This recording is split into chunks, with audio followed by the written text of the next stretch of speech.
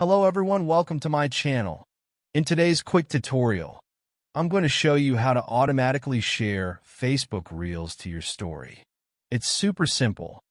Just follow these steps. First, open the Facebook app on your mobile device and log into your account. Once you're logged in, tap on the three horizontal lines menu or your profile picture to go to your profile.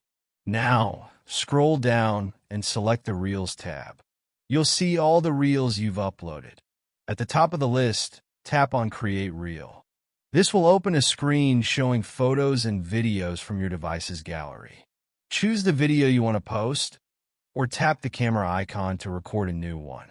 Once you've selected your video, a new screen will appear, allowing you to add music, text, effects, and more.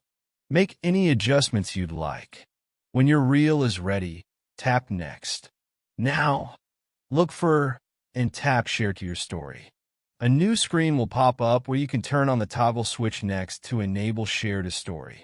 A prompt will ask if you want to share always or share once. Pick the option that suits you and tap Save.